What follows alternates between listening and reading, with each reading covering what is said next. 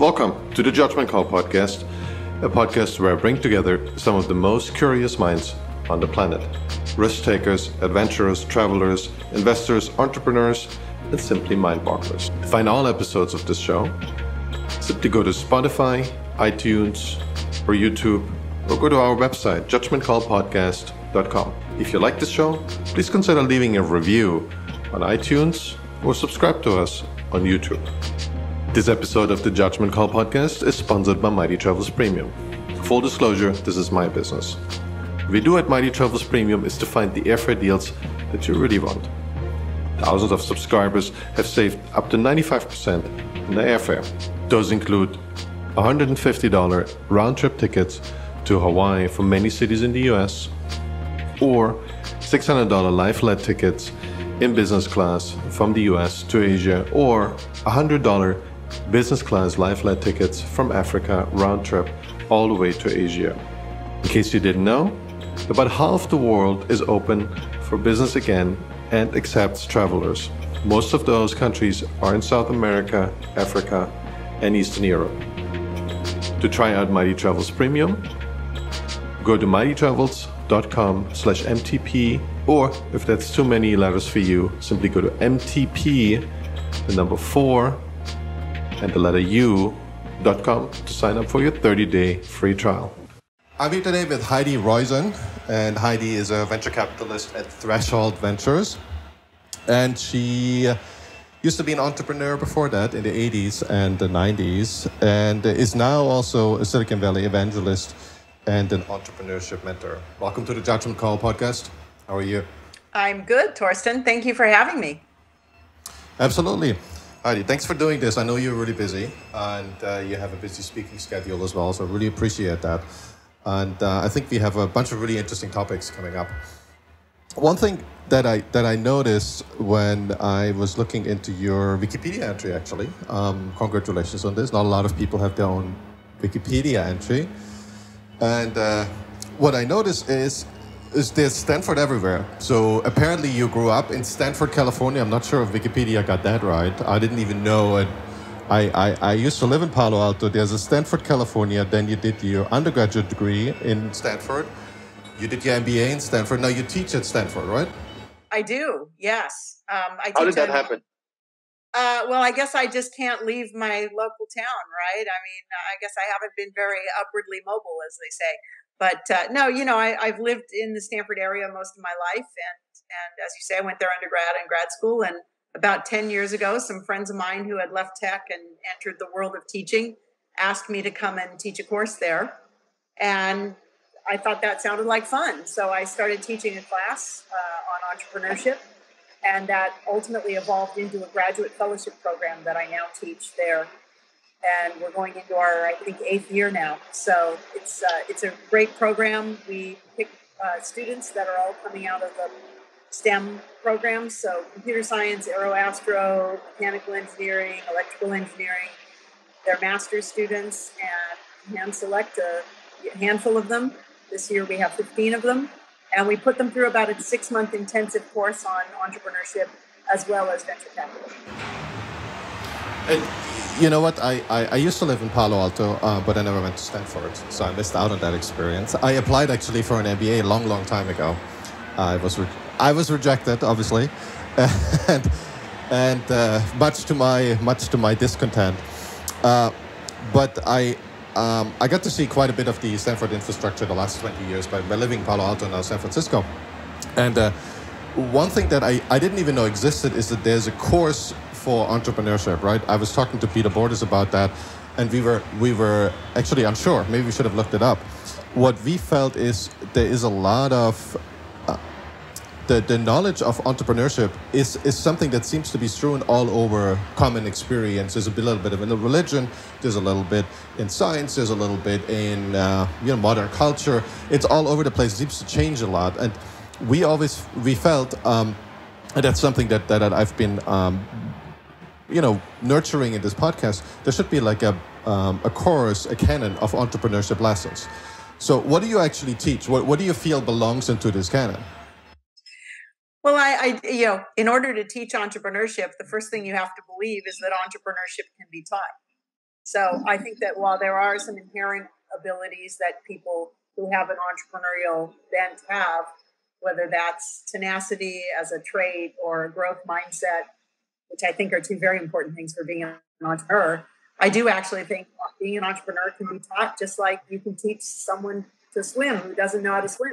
Doesn't necessarily mean they're going to win the Olympics, but you can take somebody from a certain level and take them up a level.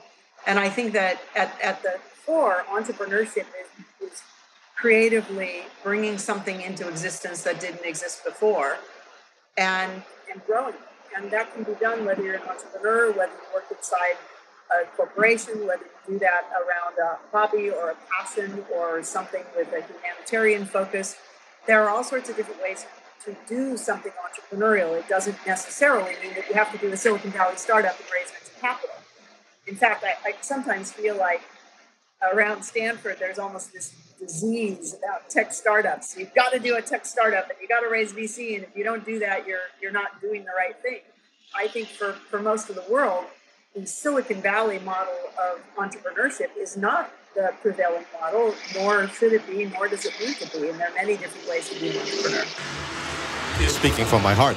I've been preaching the same thing, that there is a Silicon Valley model in the sense of it is kind of an archetype. This is like the best possible outcome. It's kind of, if you take a religious parallel, it's somewhere like you're going to be a high priest. You're going to be as close as possible to God. But that's actually the absolute exception, right? The idea is that we all improve ourselves, and entrepreneurship, in my definition, is we improve ourselves, right? Because we deliver a service or a product that other people find so valuable that they will pay for it, or it's slightly better than whatever they pay for right now. So it makes everyone better off because everyone relies on these voluntary transactions. And indeed, I feel 99% of this is really developing an entrepreneurial attitude, right? Basically looking out for entrepreneurial opportunities everywhere in the world. And when I came to the US 20 years ago, I felt there were so many opportunities. I grew up in Germany, and then I came over in the 2002, 2003. I felt like, oh my gosh, and even after the dot-com bubble, there's just so many opportunities, but someone has to kind of have an eye for those, right? A lot of my friends and a lot of my family, they couldn't care less about it, even if I told them about it, right? It's not something they felt is worth doing creatively or structurally. Sometimes it's just a process that you improve on. It's about marketing. There's a lot of avenues. And I always felt it's this, and it's probably what you teach, and I find this so fascinating. It's developing an eye for this specific art in the world. And once you have this, you can literally go from there. You won't be, as you say, win the Olympics, but everyone can do entrepreneurship. Maybe a little more, a little less successful, but everyone can have their own business, at least for a part of their life, and maybe create an app. I think we're in a real golden age of opportunity for entrepreneurship. When you really think about it, whether it's sites like Etsy, being a small seller on Amazon, even the gig economy creates mini entrepreneurs out of people. Admittedly, there's inherent questions about how people are properly compensated and all those sorts of things, and I'm not belittling those, but I think there are many ways for you to creatively have ways to make a difference, make money, save money, do all of those things. And so venture is such a small part of that. I think there is so much opportunity.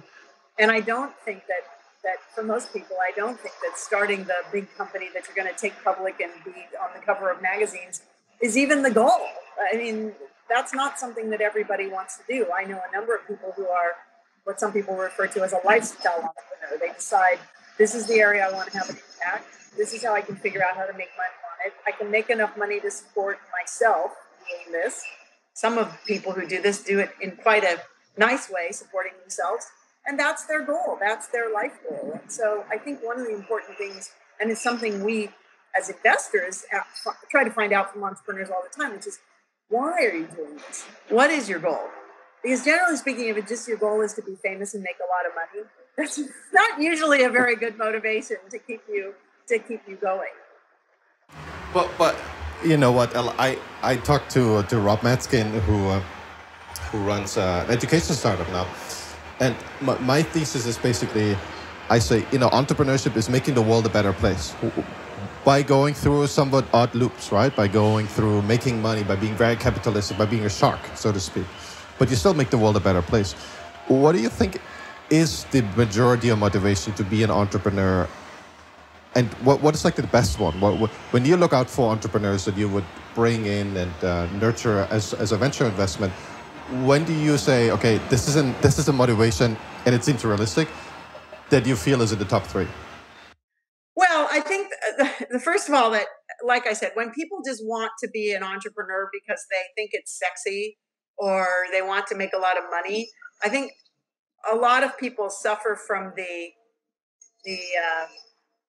how would I call it, the overnight sensation idea that entrepreneurs, you really are biasing towards the success stories because that's what you hear about. You don't hear about all the failure stories where it didn't go right? And 95, I think this number is something like 95% of companies still fail, right? This is not, this is a very high risk endeavor. And to make it to the unicorn outcomes, those are very, very rare outcomes. So first of all, be realistic about what your potential outcome might be. I think that the best entrepreneurs have a deep passion to solve a particular problem, right? When we meet with entrepreneurs, we're doing a lot in healthcare right now. And one of the things I find most compelling is very often the entrepreneur has a form of origin story that involves themselves or a loved one suffering from a healthcare issue. And whether it is the disease itself or whether it is the process of trying to resolve the disease, whether that's various forms of addiction or pain or obesity or other forms of health, these are people who face the issue themselves and realize that the current system wasn't going to meet their needs. And it really compels them to go out and create a solution. And I think in many ways, you need that kind of motivation if you're going to be an entrepreneur, because being an entrepreneur is really, really, really hard. And you face a lot of setbacks and you go through a lot of difficult times. And if you're not intrinsically motivated to solve the problem, it's just too easy to give up. Yeah, absolutely. I mean, I'm onto startup number 7 now. That is like a startup where I have other investors in. And I feel, I don't know if you've probably watched the TV show Silicon Valley, which illustrates this really well, that they go from, being millionaires to literally being unemployed and having nothing to eat. And then that goes on for a little bit and then they become billionaires. And that's how I always feel in my startup. So my first startup went from nowhere to being worth a couple of billion to be worth nothing within a couple of months. And I'm like, holy smokes.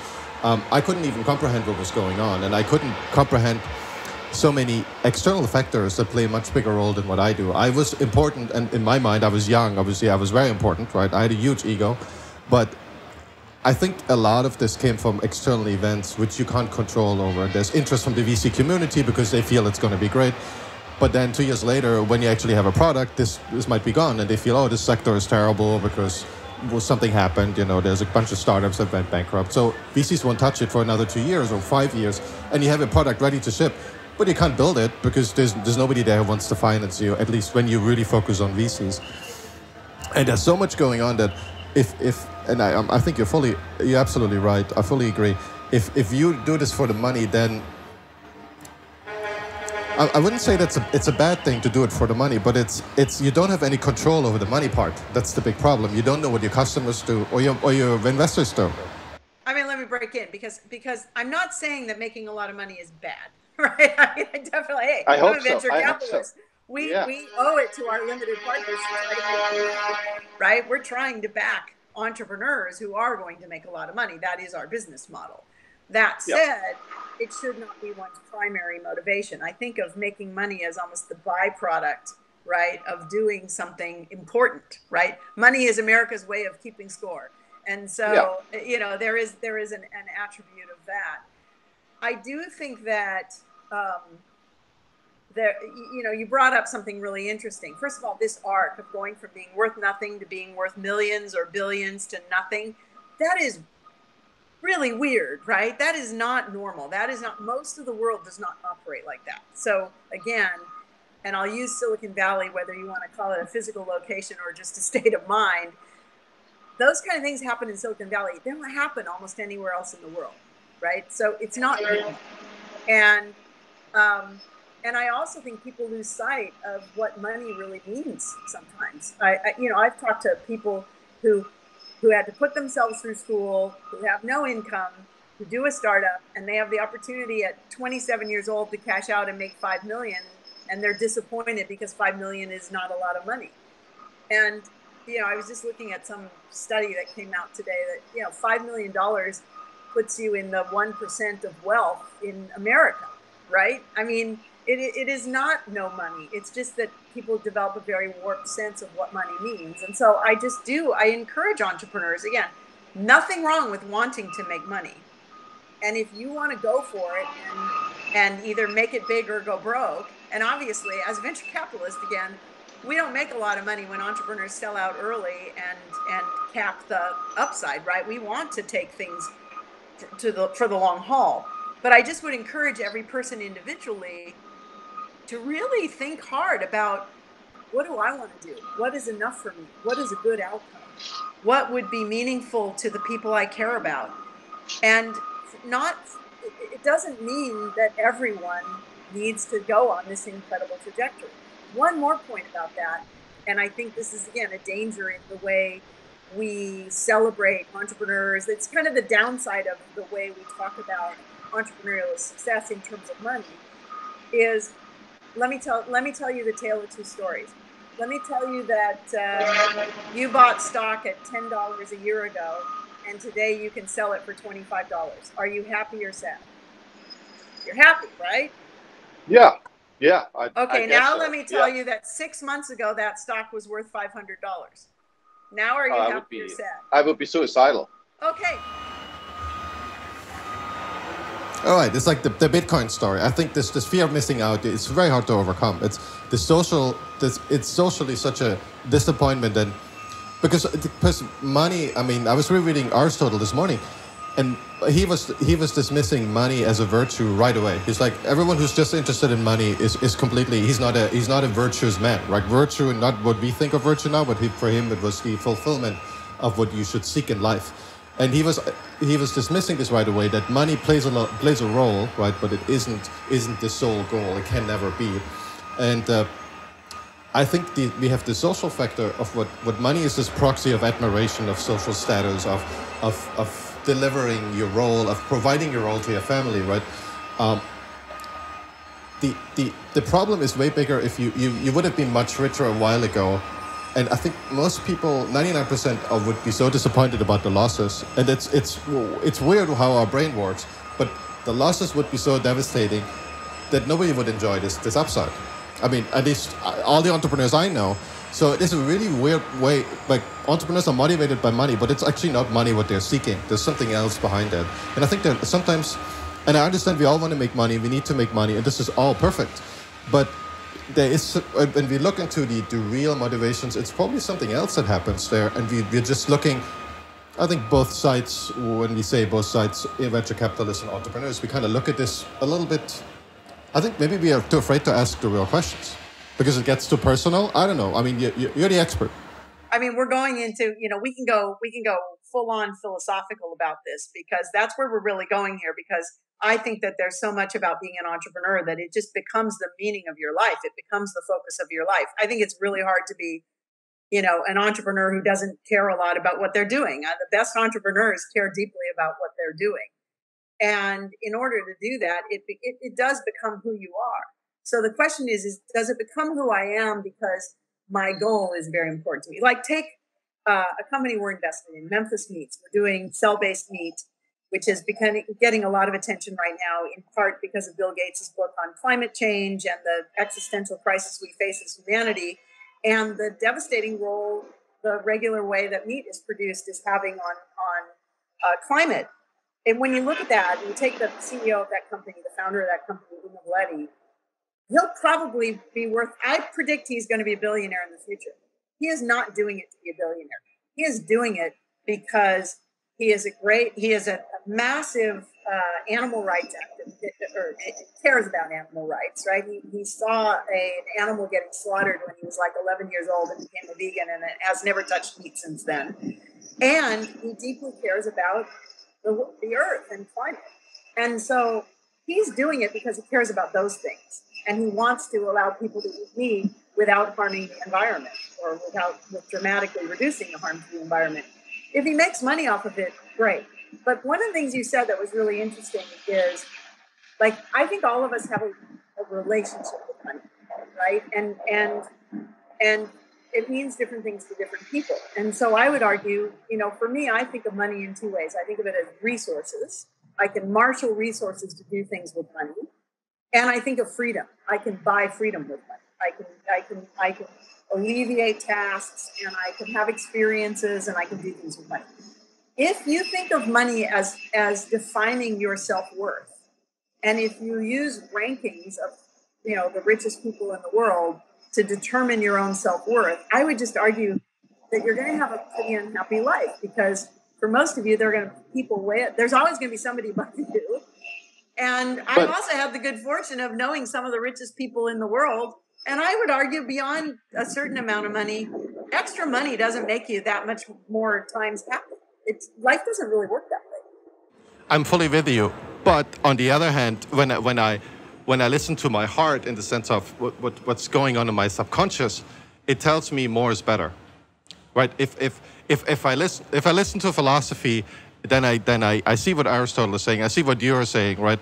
I fully agree that there's a limit to consumption, and that's I make this argument publicly. But if I wake up in the morning and just people ask me, okay, what would you want to do? And say, okay, a few billion more, that wouldn't be so bad, right?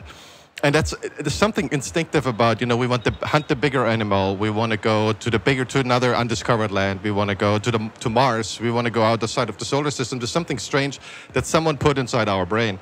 And that kind of drives us. And I think money is just one of those proxies. It can probably was the amount of land you had or the length of your railroad. But by the way, one of the things you just said, for example, when Elon Musk decided to start SpaceX, right, because he wanted to go to Mars, he knew that was going to cost a lot of money. It was going to cost a lot of money. And so he had to figure out a business model that would allow him to also raise a ton of money to go to Mars, right? UMA, to build Memphis Meats, it's going to cost hundreds of millions of dollars to do the technology and build the factories. And so when I talked earlier about resources, one of the things is if you individually have a goal because you want to make some kind of massive change and it requires a lot of resources, yes, you do have to care about that because certain things are not achievable on small amounts of money. They take big amounts of money. So again, I'm not dismissing that. Yeah, that's where you guys come in, right? I'm very curious. So I know you used to work with Draper Fisher Jurvetson, and then you spun out Threshold. I didn't know that it was used to be part of Draper Fisher Jurvetson, which I think is a huge brand name in the industry. And one thing that I noticed, you also worked for SoftBank at some point, right? And then it became something else. And I've been lamenting about SoftBank here on this podcast because I felt they for a while, and things have changed the last 6 months again. So maybe it was just a lamenting at the time. But I felt SoftBank kind of took over this IPO market. They kind of went into certain startups, dropped a few $1 billion, made them the virtual monopoly because nobody else could do anything about that amount, could compete with that amount of money, and then would bring the startup public 2 years later. Now it would be like 2 months later in an NASDAQ. What do you feel has become of SoftBank? Do you think it's true to its origins? How do you feel did it evolve since the time you've left? Right, since it's been a couple of years. Right. So I worked for SoftBank. I worked we had a venture firm that SoftBank was our main LP. And that was 20 years ago. So it's been a little while. But I would say that, SoftBank is the manifestation of Masayoshi Son, and Masa has not really changed. He has always been a person who is focused on the very long term. He is a person who has extremely high tolerance for risk. He loves entrepreneurship, and he likes to go big, right? And so, if anything, I would say he's just the same as he was 20 years ago. I think that certainly SoftBank has been a company that has evolved through good times and bad. It'd be interesting to rack up the amount of money Masa has lost and won over the last 20 years and the number of times he's skated down to his last billion. Psychologically. I would not have the internal fortitude to do that myself. I don't have the risk curve he's got. But I look at what they've done, and look, I don't agree with all the decisions they've made. I don't agree with everything they've backed, but you can't argue with the success. I think it's wonderful for the world that you have people, like him, who are willing to think big on certain things. And and by the way, Memphis Meats, the company that I mentioned earlier, SoftBank led the last round in Memphis Meats. So I'm personally appreciative that they saw the same vision we did in terms of that. Look, I think this is an amazing renaissance time to be an entrepreneur. I think the world needs a lot of technological breakthroughs, and I think it's wonderful that there's so much capital in the market to fund the best ideas. And I think SoftBank plays a big role in that. Yeah, I wanted to ask you about that later, but I think it is something that is really important, and it explains probably your philosophy very well by what you do. Do you think there is too little, too much entrepreneurship in general, and let's just do in particular in Silicon Valley? And then what about the public markets? Do you feel we have a mania going on, or do you think things are going to work out in 10, 20, 100 years? What's your gut feeling on all those quite important measurements? So as long as some people don't mind losing, I'll never say there's too much entrepreneurship. I think entrepreneurship has so much going for it. It's such a great way to solve problems, big problems. It's a great way to take risk. And certainly in Silicon Valley, we have a whole economy and ecosystem built around it. So if you ask me, would I rather have less? I'm never going to want less entrepreneurship. I do think there's a lot of capital in the market right now. And sometimes when there's a lot of capital in the market, companies get funded that don't really have a viable long term. And some of those companies are going to lose and the money's going to be lost. But overall, we're still going to move forward. I mean, if you look at the .com and boom and bust, and you think about not only some of the great companies that came into fruition during that cycle, but you think about the massive amount of investment that went into internet infrastructure that the next wave of the economy was built on, even though many of those investments probably didn't work for the people who made them. We benefited as humanity, we benefited. And, and again, we've got some major problems to solve. I do think when you're in the business of investing money, the famous adage, buy low and sell high. And when there are a lot of other competitors for what you want to buy, i.e. early stage companies' stock, prices go up.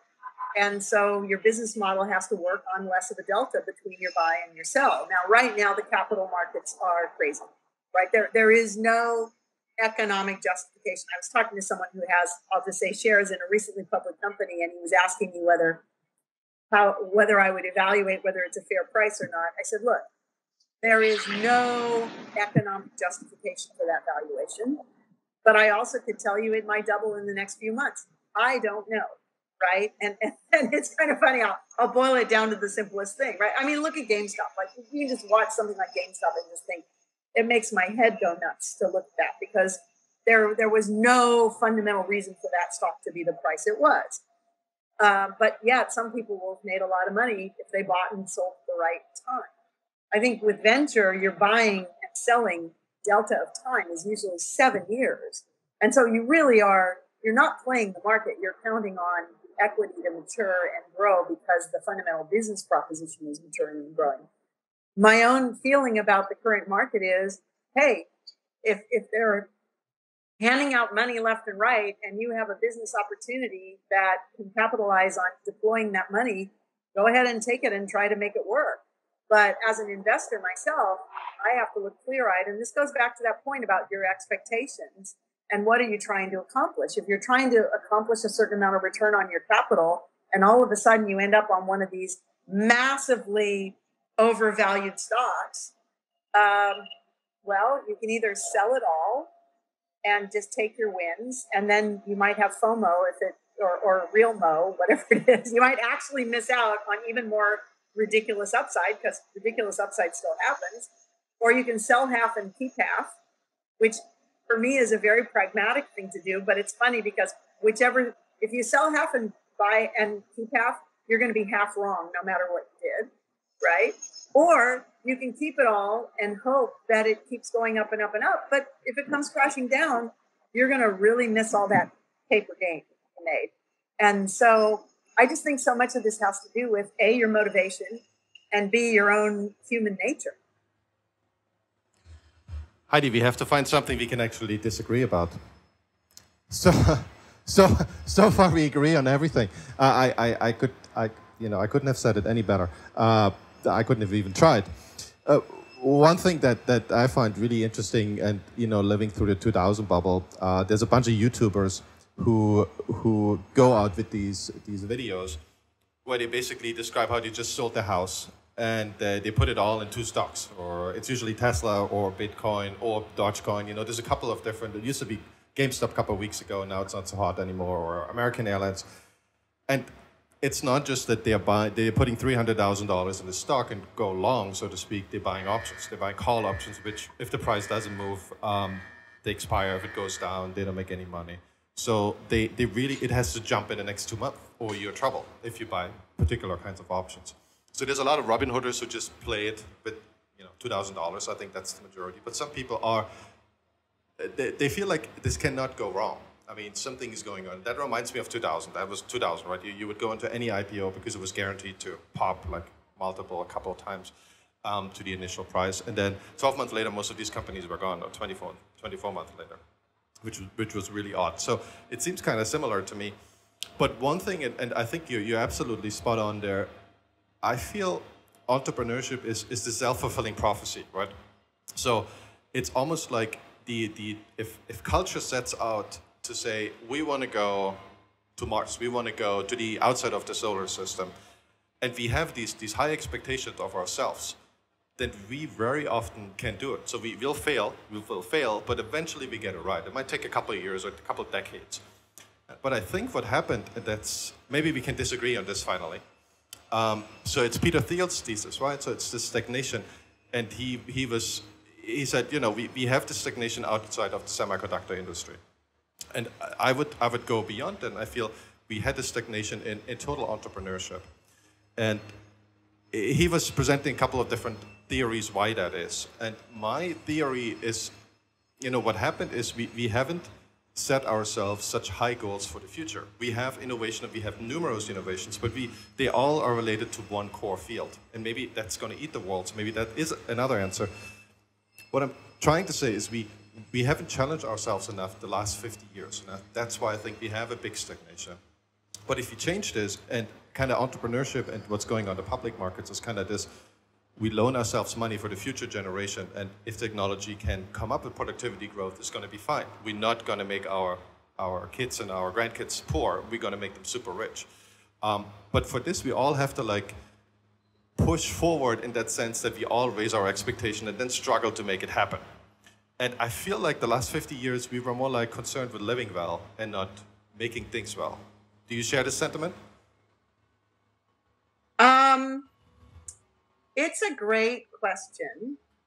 And I think there are many threads of truth in what you just said. I think there has been a culture it was about living well. It was the American dream, whatever it was, a chicken in the pot, 2 cars in every garage, and then it was a computer on every desktop, which actually I could argue was probably the greatest advancement for overall potential for equality that's ever been done. The internet and the ability to tap into knowledge at an almost zero cost is really incredible. So I would not say that the last 50 years we haven't seen enough innovation and advancement, but I would say that there are, let's face it, if you look at the greatest wealth creation, it has been almost all tech.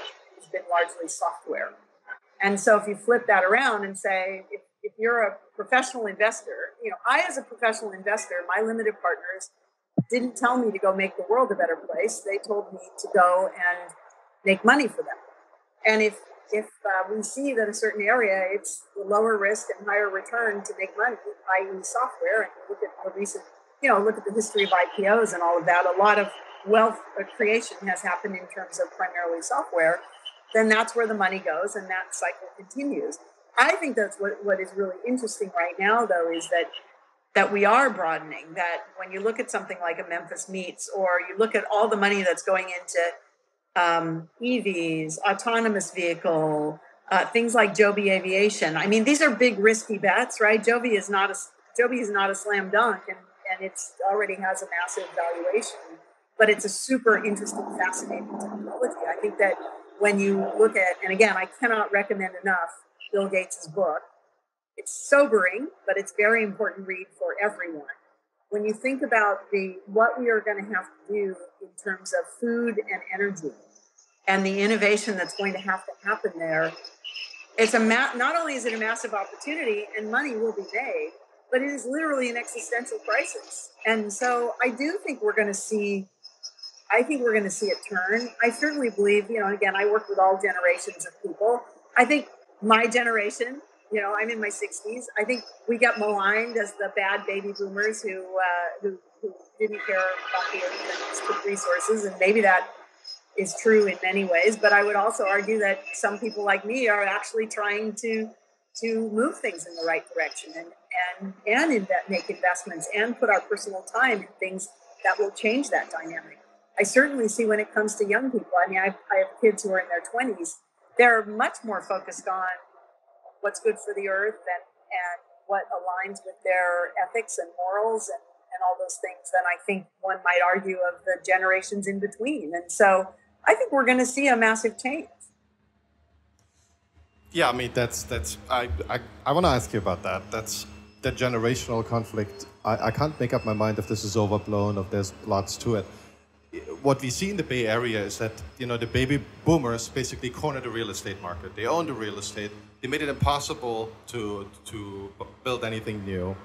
And they come up with something, I feel, nonsensical reasons. There is some truth to it, right? But it's wildly blown out of proportion. So they kind of invented, as long as there's a little bit of migration to the area, they invented a money printing machine that nobody has. I mean, beyond purchasing the real estate, there's nothing else you need to do. Keep the same regulations in place. So I'm just using the Bay Area as an example. Obviously, that doesn't hold true for like Miami, for instance. But let's use the Bay Area. And I feel like the millennials, they're very smart kids. But what's missing are these big opportunities. They were readily available when I was 20. And from my point of view, maybe it's just me. There is obviously a personal debate about this. But I feel the generation has that impression that they can never afford a house in the Bay Area, right? They could go somewhere else in the US and Vegas, obviously it's a different story. But in the places they find attractive and their parents found attractive, they can't afford a house. They have trouble financing their family. They have trouble finding an opportunity that's long-term, the baby boomer model, that you have a career and you go into it and then more or less you're gonna have a career into it. Maybe you switch companies, but there is some kind of career. Say if you work for these platforms, Uber, YouTube, it's great and you can make money, but you can't. It's very difficult to feed a family. It's very difficult. It's impossible to finance a house from this. So the opportunities are gone, and what they do, they kind of go, let's do a political upheaval. Let's think about the earth. So the other topics come up that I feel wouldn't come up if there would be more opportunities. Well, I mean, look, I think that the Bay Area, with all the wonderful things I can say about the Bay Area, and I am, as you pointed out, I'm a Bay Area native. I've lived here all of my life. I love the place. I am also a homeowner here, and I've owned a home for a very long time. So I'm on the other side of that equation. So we know you're rich. No. I'm a homeowner. So I guess, it was a good investment. Let's put it that way. But I also live in it. So look, I think that for all of the good and the wonderful things about the Bay Area, we have a lot of big problems. I mean, you're basically talking about if you think about the peninsula, we're a body of land surrounded by water on three sides. There's no place to go. If you think about the economic dynamic that has happened here, so many of the world's largest companies have their bases here. And there's only, there's the natural thing. There's only so much land and people want it and the prices went way up. And so that is a problem. And I think there's a great stratification of wealth or lack thereof in the Bay Area that creates a socioeconomic problem. And we are going to have to try to solve that. And I don't see enough being done to solve that, although I see some glimmers that people are starting to realize that. I think that one of the silver linings of COVID is most of those companies, most of the white collar workers in Silicon Valley don't need to work in Silicon Valley any longer. I think a number of the bigger companies, and a number of them have already said this, right? Salesforce and Box and a number of companies have said, we've realized that we don't need to have you show up at our office in Silicon Valley every day. And so you're seeing a migration and a move to different areas, right? To Denver and to the Midwest and to Miami and to the Southwest and to Seattle and other places. So until people are making decisions, they can decouple their best career choices from their lifestyle choices. And I think that will continue. But at the fundamental level, that doesn't work for everybody. And so I think it will loosen the pressure on Silicon Valley. But if you think that we're going to have a situation where housing prices are going to fall by 8% in Silicon Valley, I don't think that's going to happen, because I still think there is a lot of gravity that holds this place together, commerce-wise. The next question. The rents in San Francisco have dropped by 50%, and the sales tax revenue has dropped by the same amount. So it seems to be half the people left. And San Francisco always had a lot of daytime commutes, so it didn't have that many residents, but about 1 million or 2 commuted during the day, at least during a work day. And they obviously spend money. So the sales tax fall might not be the best proxy, but something is going on in San Francisco. I think it's less strong, the influence in the peninsula. In terms of the future of Silicon Valley, do you feel this idea of Silicon Valley will go further to the cloud, and that's what you're looking for investments, also for potential startups that you invest in, or do you think the legacy part of San Francisco will be the San Francisco Bay Area will stay so strong that it will be the predominant place, real life place for the next 50 years? Like, I know it's hard to make predictions so far out. Well, a lot of people told me, the idea of Silicon Valley is still there, but basically Miami is next, Shanghai, Singapore, don't even bother with San Francisco anymore.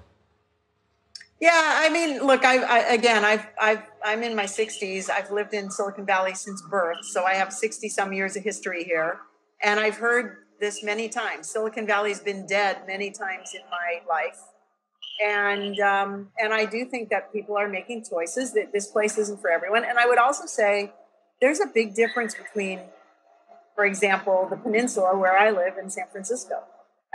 Even though they're lumped together, because obviously we're one economy in many ways, but a person who lives in San Francisco has a very different lifestyle, an urban lifestyle, even the temperature. You know that in the summer sometimes there's a difference of 30 degrees between where I live and 40 minutes away in San Francisco.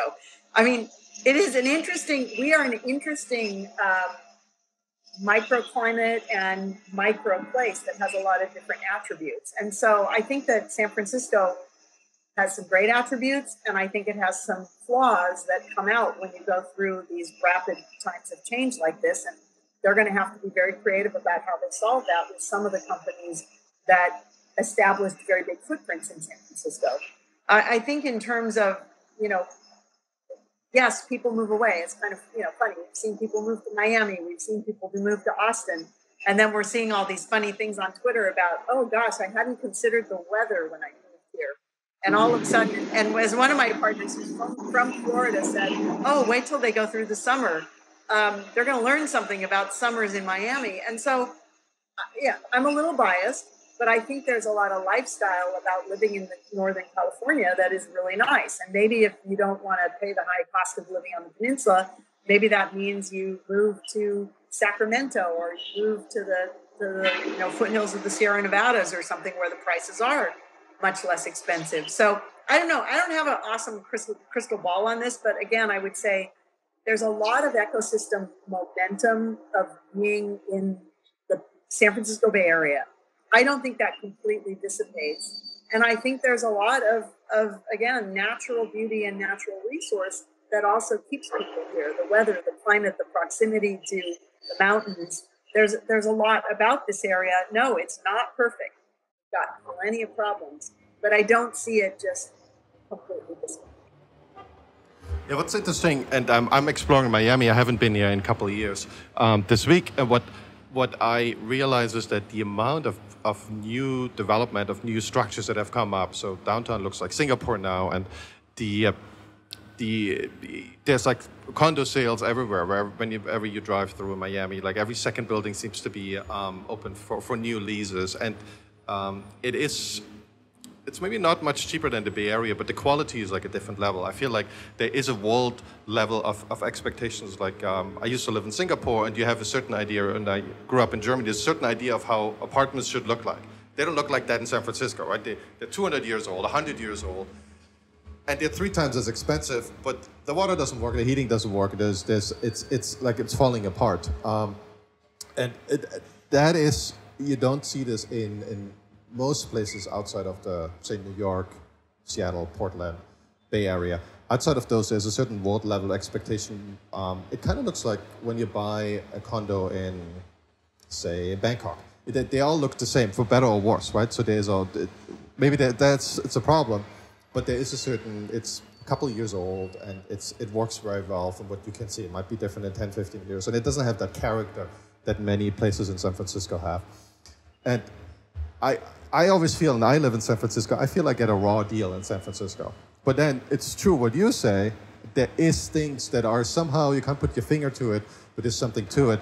People they're extremely smart. You have these random conversations about startups in a random coffee shop. You have this, people are very intellectual. They used to be, at least, right? They had this sense of, maybe it's the Messiah's complex, right? They had this sense of we are chosen, kind of think about the Old Testament. We are chosen to make the world a better place, and we want to share that. We want to go around and evangelize to an extent. Well, and remember, much of the Bay Area population is an immigrant population. I'm a first generation child of European immigrants, and so there, many of the people who are here in the Bay Area came from somewhere else because they believed in the dream of Silicon Valley, right? Again, to use it as a generalization. A lot of what you're talking about with respect to like crappy apartments in San Francisco, that was a recent supply and demand issue, right? That, if you had bought in San Francisco 20 years ago, you wouldn't be spending the money you were now, or even 10 years ago. I think what happened is there was sort of this urbanization of the Bay Area, this move to San Francisco. A number of company headquarters moved. If you look at Silicon Valley, why is it called Silicon Valley? It's not called San Francisco, because most of the companies that were the epicenter, back to the days of Cisco and Intel and Apple, these are peninsula companies. They're not San Francisco companies. It was only with the more recent moves of whether it's Salesforce or Google establishing a big presence there or whatever, that the weight moved to San Francisco. And again, San Francisco is a city bounded on 3 sides by water, with basically no buildable square footage left. And so you really had a kind of supply, and it's not like there's some master planner thinking this all through, right? I mean, they're sort of supposed to be, but there isn't. Well, you could build up, right? You could build upwards, and that hasn't happened, and it is being rumored, and that's my take. So City Hall, the baby boomers made a deal with the social justice warrior activists and said, okay, you go along with our policies and we go along with your policy, which means we can't build higher, right? So, I mean, it's more complicated than this, obviously. But it's very difficult to get new permits. It's gotten better, but it was really difficult the last 10 years. It's way above my pay grade. And I would say that there's an imbalance. And what's happening now is San Francisco is going to have to rebalance in some ways. I think what you said is really interesting, though, because if you look at the macroeconomic trends, and you think there was so much talk about urbanization, young people are moving to the city, everything's going to be more urbanized, people are going to want to live and work and eat and sleep and play and all in the same small area. And what happened is COVID sort of put that on its head. And there was this great sudden recognition of, gee, maybe I want more personal space around me. Maybe I want to live closer to nature. Maybe I want to live closer to my family. So many people are moving back to family epicenters. And I'm on the board of a company called Invitation Homes. It's the largest owner of single-family home rental in the United States, own about 80,000 homes. So we pay a lot of attention to the dynamic and the macro trends about where people are moving and what people want in a home. And it is interesting how something like COVID comes around and really dramatically changes how people think about what they want. And so that is going to have an impact on every urban center, not just San Francisco and New York, And then how long does that stick? Some people move to the suburbs and after 2 years say, I don't like this. Some people move to the city and after 2 years say, I don't like this. So I think we're in this, and I think it's fascinating. Anytime you have a cultural shift and an operational shift like we're having, and literally a shift that impacts your health, people make new decisions and try new things out. And we've been untethered in many ways. I mean, I don't remember what percent of the U.S. went from work. It's a big number. I don't want to quote it because I'll get it wrong, but it's in the many 20s or 40% of the American workforce no longer has to live in the city they work. And that is a shift the likes of which we've probably never seen before. And so I think in many ways, we don't know what's going to happen. But I think that one thing we know for sure that's going to happen is more choice, more diversity of choice, which is a good thing. Are you familiar with the book? I think Jared Diamond, that's his name, Guns, Germs, and Steel? We had that one. What he predicted, and the book I think was written about 20 years ago, and his idea was to find out what made the West so much more successful than the other cultures. I think that was basically his thesis.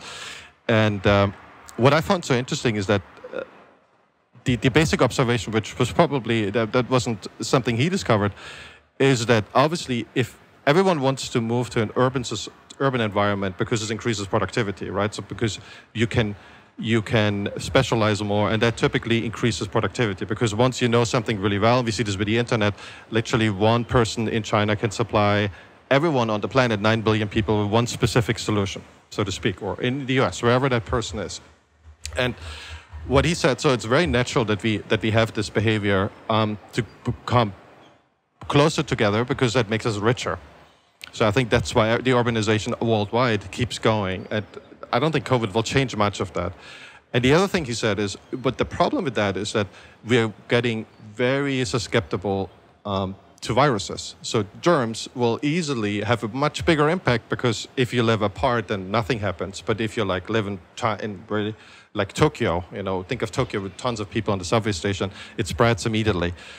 What's funny though is that the most dense populations on the planet in Asia, they haven't had much of a COVID impact as far as we know. And the US, which is pretty spread out, I mean, not San Francisco, but like the rest of the US, had a seemingly much bigger COVID impact. And I felt like something's going on there. So maybe Asia was already immune, or maybe they don't tell us. I don't know what's going on. How do you feel about that? And maybe there's something else you learned from the book. I thought it's a very interesting book. Well, I mean, I'm not an expert on COVID, so I'm probably no more expert than anyone else who's just reading the news and paying attention. I think that some of the reasons why some places fared better than others is, frankly, how early did they change and adapt, and how central was their responsiveness to it.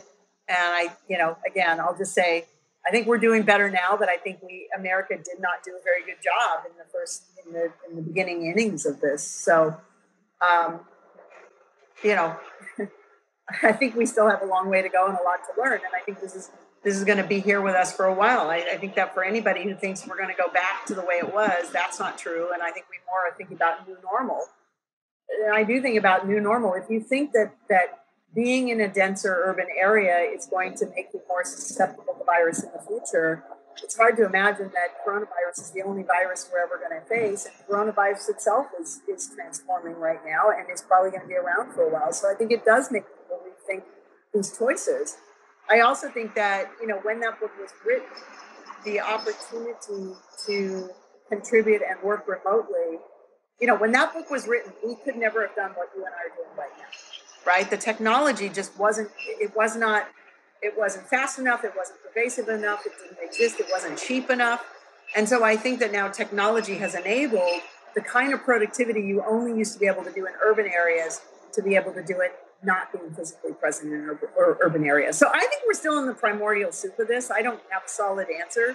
I'm trying to watch the trends because, of course, as a VC, you try to tune your crystal ball and say, where do I think this is going, so that I can make sure that I'm on top of those trends. But I just don't think the votes. It's very difficult to forecast that. I let's think about that later. I have a couple of quick questions for you. If you want to answer them, just like with a sentence or two, as short as you can, so it still makes sense to you. First one, not something we've touched so far today. Do you think we live in a simulation? No. No. Okay. Can you say real short why? Well, I was going to say, but define simulation. Because I do think that reality is perceived by each person differently. What I'm trying to, what this typically refers to, obviously you're right, the definition isn't something I delivered. It means there's another intelligence that set up the environment for us, and then we are like a subset of that intelligence right now. Maybe we will go out of the system one day, but so far someone else has manipulated the universe, and we are just living in it, and we think it's real, but it's never been real. I mean, this obviously goes up to infinity. I do believe that there is an order to things, and there is a connectedness to things that is as yet not fully explored nor defined. And so, to the extent that how that came about, I do not know. What's your favorite spreadsheet tool? Teamaker. Ah, yes. Is it still around? Do you still use it? Is it ported? Okay. Well, it is sort of around. My brother still is doing some stuff on the web, but hey, that was my native language. So now, like everyone else today, I use Excel. Not inspired. I'm not inspired. What do you think of Marc Andreessen? I think he's a brilliant guy. And he's bold. Yeah. Do you think there's going to be a singularity in 2038? It's been changed, the date, from 2045 to now 2038. Ray Kurzweil's thesis. I know it well.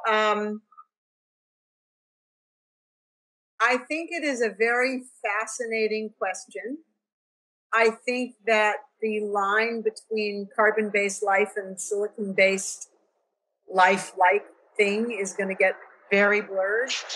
And it is my hope that we end up with the best of both of those things and not with competing things. But I do think that those are issues we are going to have to face as humanity. Related to that, do you think we're going to live forever in 20 years from now? That's kind of part of his thesis, right? That we can live forever. Yes, part of his thesis is that, you can upload yourself into silicon-based life and then live forever. Yeah. I guess the question I have is, if that happens, are we going to know it? Because if you were to completely upload yourself into something, to everyone else, that might still look like you, but your essence, your soul may not be in that thing. And so are you really going to know if it actually worked or not? That's one of the very good questions, right? And it kind of goes back to simulation. Are we able to simulate it as good as the real thing that we experience right now? So if it's a simulation already, then it's much more likely we will be able to simulate it perfectly. But if it's not a simulation, if it's the real thing, we are closer to hardware, as people say, then it might be more difficult.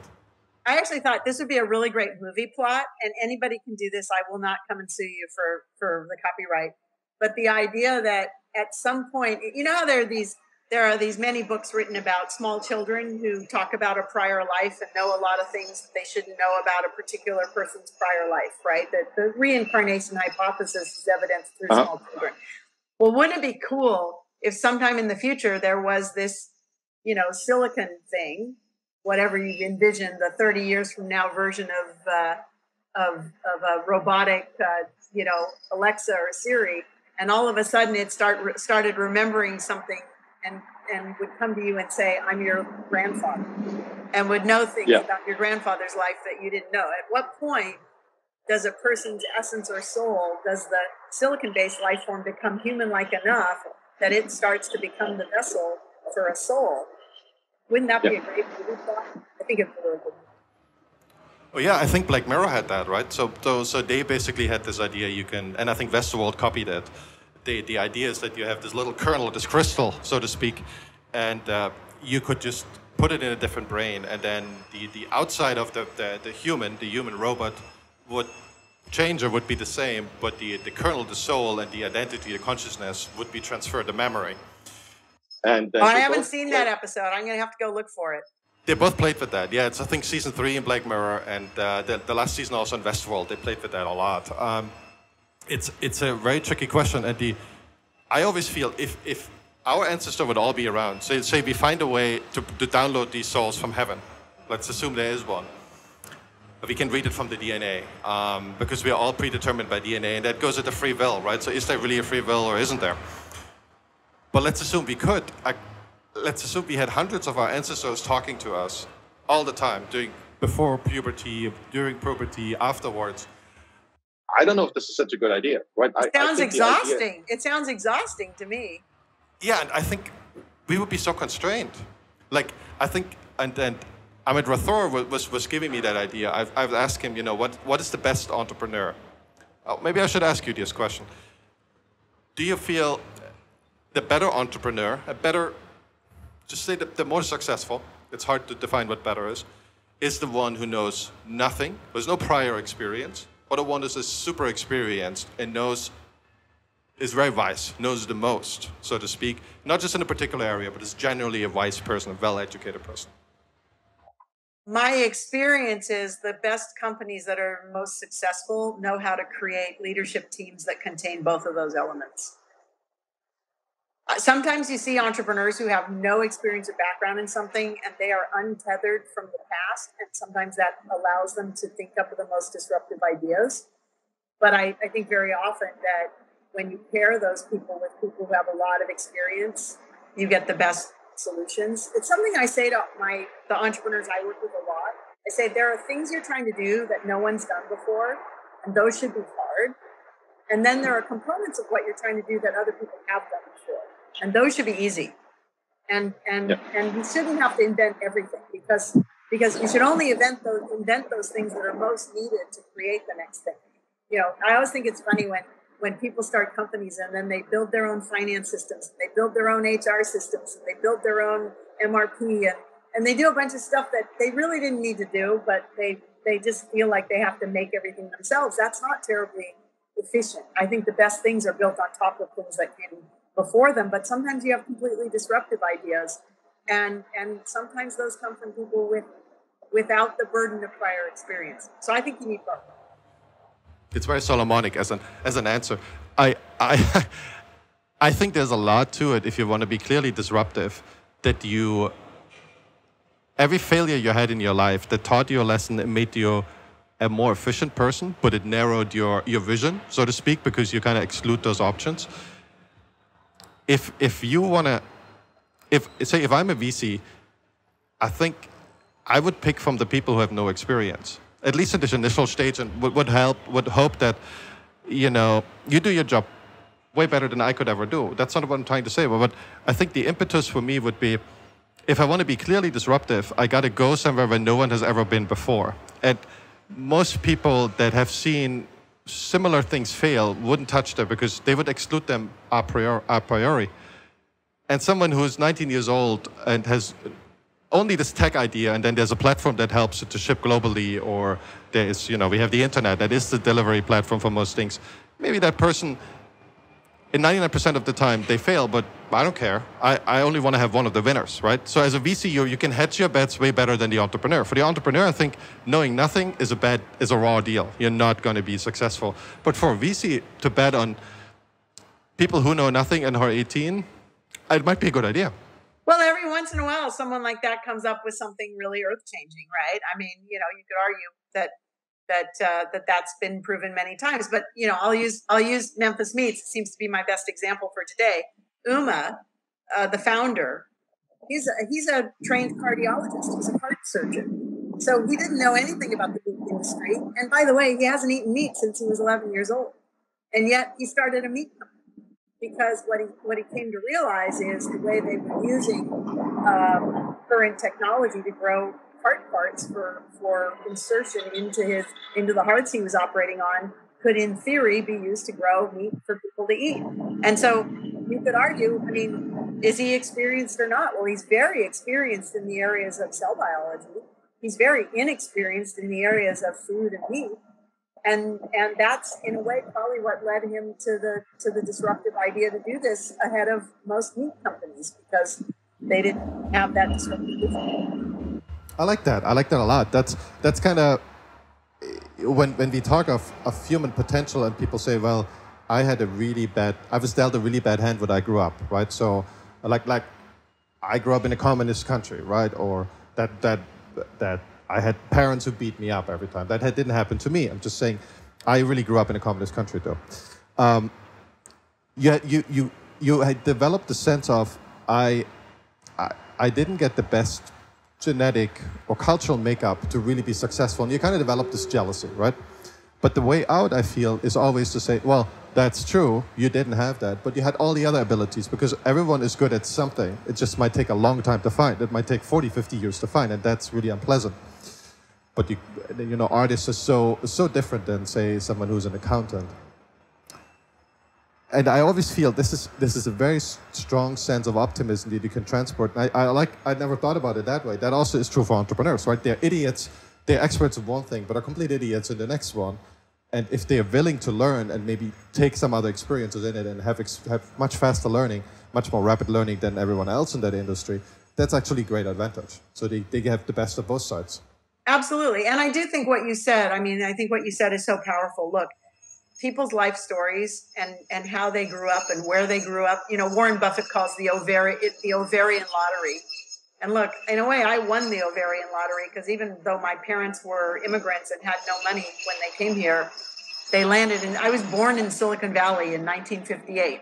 What could be a better place for the ovarian lottery to parents who, my father was very entrepreneurial, and even though he went bankrupt a couple times in his life, he was very supportive of my desire to be an entrepreneur, and he was an entrepreneur himself. He was not particularly financially successful, but he had a lifestyle and a growth mentality and a lot of things that I learned from him. And so I was very lucky given the family I was born into, right? And again, not socioeconomically so much as just right place, right time, and right attitude. And so I do think for a lot of people, they're starting, 5 bases back. They didn't have that, and they have to get there. I do think that we, again, as humanity, it would be good for us to figure out how to bring more people up here, because we need a lot more innovation than we have.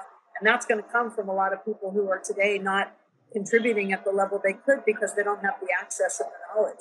I think that, again, the internet and accessibility of technology and of education, and that's one of the big things I think we need to improve, again, as humanity. But we have a lot of the tools in place. If you think about the amount of knowledge that is available to anyone with a cell phone today versus how much you would have had to spend to get that knowledge and get that learning, it's inconceivable, right? The increase is you couldn't have thought of this 50 years ago and believed that it would be true.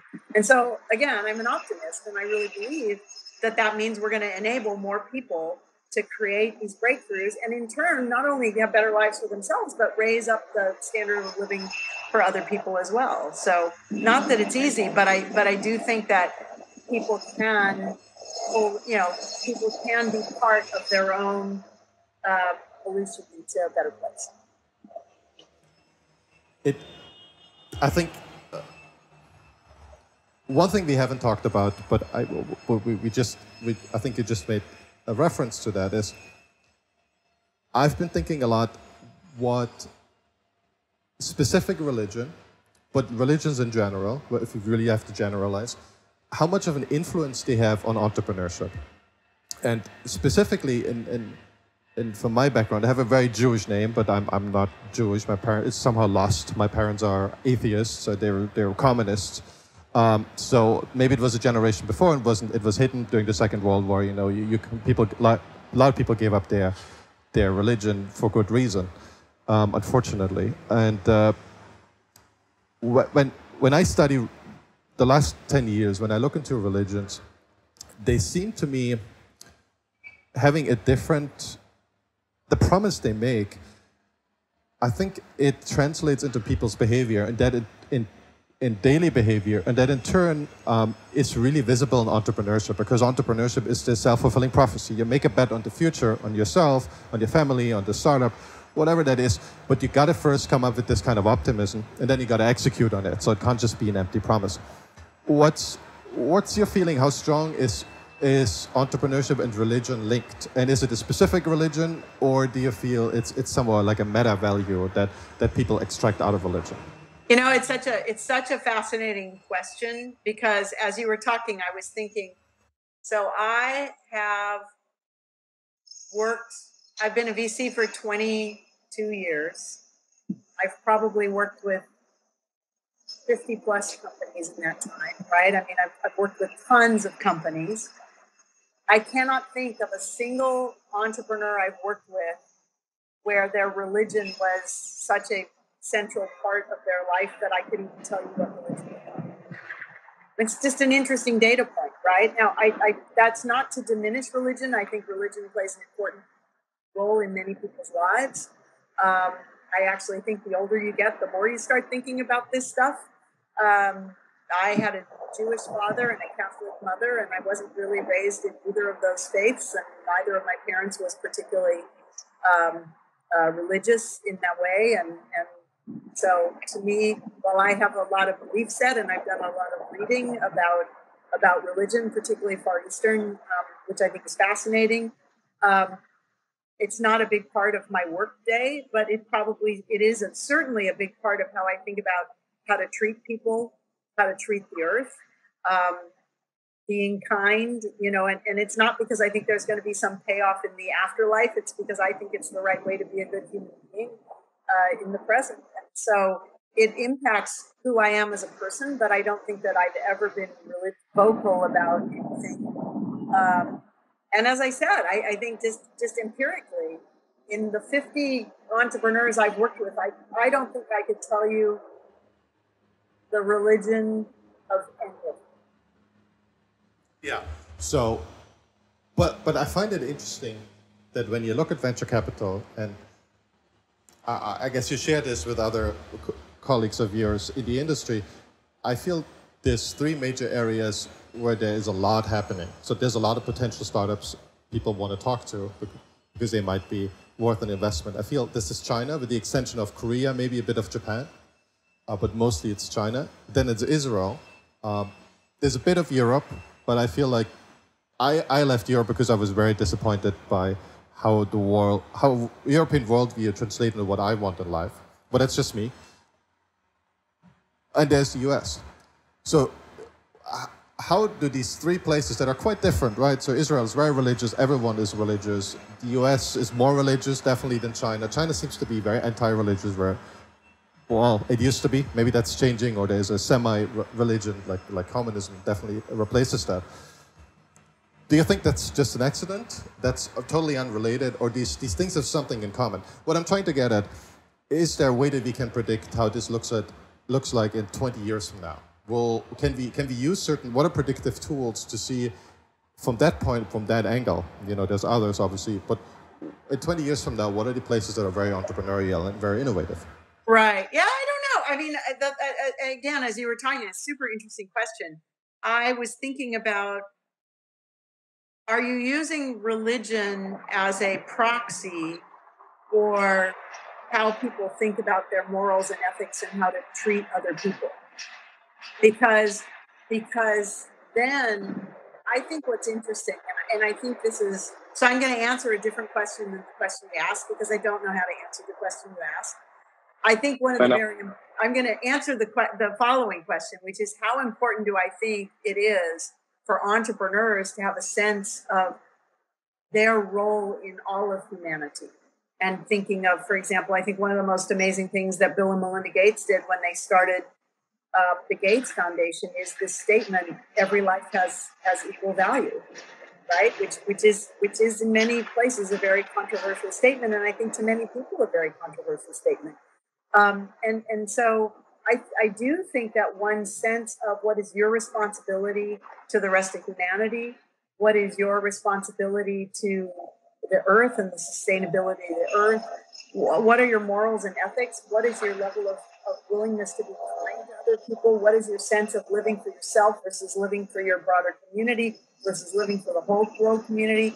I think that all of those things impact how people prosecute their lives. And obviously, in an entrepreneur, where the focus of your life is to create the thing you're creating, I think that that has a huge impact. And so, you know, again, a lot of companies can make a lot of money doing things that don't necessarily support humanity in a positive way.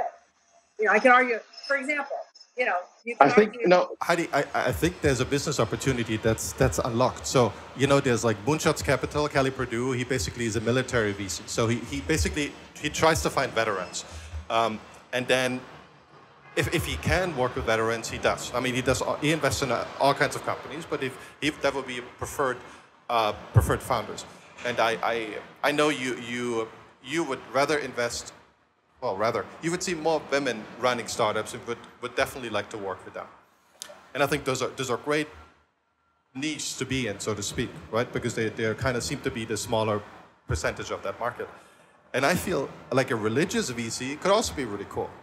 I don't know if this, maybe someone tried it and never worked, but I felt there is something to it to create this existing value set that you kind of, and it's ethics, yes, that you put on, like, you know, it reduces competition and it might improve the outcome. I think that's at least what I learned from Kelly Purdue. He says, you know, the military value system is great. If people incorporate this, it probably makes them good founders, so I go with this. It worked for me, right? I like that. I suspect there are people who invest money only in people who align with them religiously. yeah, well, or the opposite, or yeah, Or I mean, you can politically, turn that around or any way you culturally, want. or you know, ethically, or whatever. Yeah. Yeah. Well, what do you think is the next big thing in VC? It seems there's a bubble in early stage, and in IPOs right now, or aspects. What's the next big thing?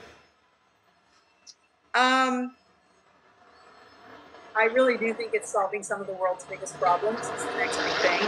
Food and energy are at the top of the list.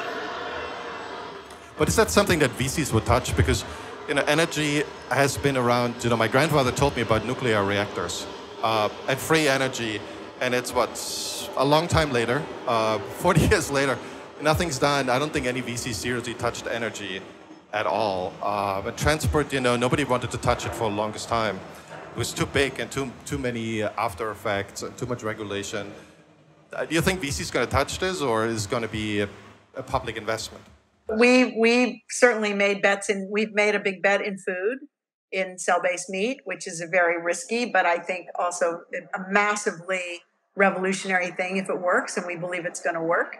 Again, I think you see people like Bill Gates investing in energy, including nuclear energy. And I think that as you start to see some of that become more viable, you're going to see more traditional venture dollars go into it. I think that you're going to see a lot in personalized medicine, in all forms of medicine, in all forms of just taking better care of human beings. And there's going to be a lot of innovation in that regard, a lot of personalization in that regard. And there are going to be investment dollars because, again, it's a big market, right? You know, again, if you go back to the small VC firms like mine, we have to make money for our limited partners, so they'll keep investing in us. Well, one of the ways you know you make money is go where there are really big markets, where there's a disruptive event occurring. And I think right now there's a disruption occurring in a lot of big markets, including food, including medicine, including transportation, and ultimately including energy. I agree with you. Energy is a hard one because it's at a very high level. It's very capital intensive. It's very institutionalized. It's often government controlled. It's highly regulated. So there's a lot of things that are like turnoffs to VC in energy, but it's also one of the biggest markets there is, you know, that exists. One thing as a thought experiment that I ran this week is, what would happen if we had free energy? Like, there is a price to it, but it's like literally, it's the smallest denomination we can think of in a kilowatt hour. What would you think would change? Say we pour all our money into nuclear, or renewables take off and solar becomes super cheap, Elon Musk solves this thing. How big do you think would that impact on what industries would you invest in if this happens? Well, again, first of all, I hope you're saying not only free energy, but carbon neutral energy. because just making most cheaper likely, energy, most likely. if it has an impact on the climate change problem, that's not solving the problem. So I'm going to say Most likely, we have yes. free carbon neutral energy. Someone comes up with fusion. Let's assume that. So cold fusion finally works. I mean, with sufficient energy, you could change the living conditions in many parts of the globe. You could make it more hospitable. You could provide better nutrition. You can provide better access to clean water, learning. You know, I think it would really change a lot in terms of the developing world for the better.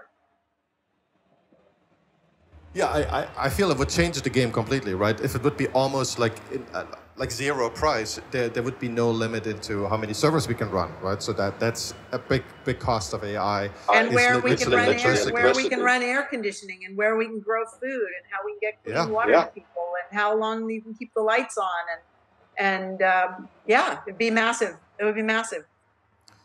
What do you think about America 1 billion people in 2040? Is that something you would put your signature to? Obviously immigrants, because we won't make enough babies. I think that the sustainability of the entire earth and how many people we can support and at what lifestyle is a very complicated thing that is way above my pay grade, and I haven't thought a lot about that. And 1 billion people sounds like a lot of people to have in the U.S. Then again, if you've driven across the U.S., most of it's empty. And so I don't think it's an issue of land mass, it's an issue of utilization of resources. So if you want to put 1 billion people in America, but you also have completely free carbon neutral energy, you probably could accommodate it. If you want to put 1 billion people in America and have them each eat 212 pounds a year of beef or meats like they do in America, you're going to create a huge crisis. So a lot of it really goes back to the question we started this with, is about resources. Yeah. But do you think bringing so many people in would be beneficial to America and the entrepreneurial side of America? Let's assume we have no carbon issues, which, you know, everyone is getting richer anyway. So Chinese are almost as rich very soon as Americans. So the difference in, say, what the carbon footprint is wouldn't be such a big deal. Let's put this aside for a second. Do you think it would be a net positive?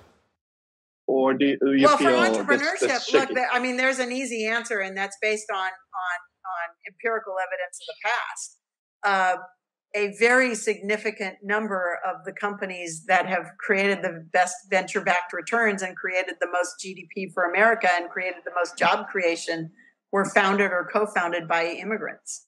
So, so clearly, the United States doesn't have the lock on the most creative people or the best brains. And I think that what we've benefited from in Silicon Valley, you know, when you look around Silicon Valley and go ahead and name off all the people who founded some of the biggest, most impactful companies, a lot of them came here from somewhere else because they believed that this was the best confluence of resources for them to start a company. And so I think that America being a welcoming place to having more people who come here because they believe they can do more with the resources of America is a good thing. Now, that doesn't come without its inherent complications and again, do we have the right resources? Can we actually accommodate everyone and make sure that everyone has, as Bill and Melinda Gates, you know, say that the lives have equal value, we can afford everyone equal opportunity, we can give everyone education and healthcare and all those things. And those are problems that I'm nowhere near solving. Yeah, I'm really excited by that idea. I mean, I'm not saying I'm 100% decided, but I like the idea of this massive growth. And when I go around the world, I see a lot of entrepreneurs that definitely have the entrepreneurial itch, but are hampered by the place they're in. You know, there's corruption, there's missing infrastructure. You can still run a business, but it won't bloom to its full potential. It's just way harder if you do this in smaller markets or markets that are not as developed. You know, again, even culturally, I think this is one of the interesting things about Silicon Valley. Is one of the things I reference about my father. My father thought it was awesome that I wanted to be an entrepreneur and was willing to say that was a good use of my time and energy after getting my college degree and my graduate degree. There are other countries where you go and it's a disgrace if a child wants to start an entrepreneurial thing. It is a letdown for the parents who supported them through college or whatever for them to go and do that. Culture has a huge impact, and personal, familial culture has a huge impact on what people feel that they are enabled to do. And yeah, it makes a big difference. Yeah, I think the prior guest made that comparison. Said, if you would have done a high-risk venture in the Middle Ages, and it goes badly, you probably get your head chopped off, either because you were in a real adventure, or because someone who you own a lot of money to, they will not be so happy, and you are ready to make an example of you. And the basic idea is often, as more risk accepting the society is, and clearly that is the US, to your point, I think that makes a huge difference in terms of flexibility of thinking, but also flexibility of giving money, right? Like the business you're in, you're basically giving money with very little constraints to strangers, and you hope for the best, which sounds crazy to everyone else. There are more constraints than that, and hopefully by the time we give them money, they're not strangers either. But I get what you're saying. All right, but it's an on-paper LLC with some paperwork, and you're like, these guys could just take the money, go to Russia, and just live their life there, right? So, I mean, obviously you do it, you're clever, you know how to avoid that. Well, we try not to let that happen, but the place, I'll agree with you, is once the money leaves our bank account and it is in their bank account, it is way more up to them to decide how it's going to be used than to us. And so, yes, especially in early stage venture, we're basically boiling down to betting on that it's a big market and these are the right people to do it. And then the role of the VC is relatively minor from their phase. So how many entrepreneurs would you like to murder? How many entrepreneurs would you like to murder because they lost so much money for you? Oh, thought God. Experiment, pure thought experiment. Yeah, no, I don't want to murder anybody. I mean, all of it's a learning experience, and sometimes even the ones that speaks volumes, right? That speaks volumes. Anyone else who is in that position, and often it's it's more their money. For you, do you invest someone else's money? But a lot of angels have the same mindset. They're like, well, it wasn't the entrepreneur's fault. I think that's amazing. That's an amazing American mindset. It pays off in the long run, right? That's why this mindset is accepted. Well, you wouldn't do this job if you wanted to take it out and get personal with anyone who didn't succeed, because you'd have way too miserable a life. Boston is a better market for that. Yeah. Italian Quarter. No, I'm just kidding. Anyways, I think that's all I had, Heidi. Thanks for doing this. Thanks for taking the time. This was tremendously fun. You expanded my mind, made me think about a lot of things that I hadn't thought about before. So thank you. Sorry for torturing with all the macroeconomic questions. That's okay. I hope I passed the test. Oh, absolutely. It's not a test. Not a test. Thanks for doing this one more time. And thank you. I hope to see you again. Yeah, me too. All right, talk soon. All right. Bye-bye. Bye.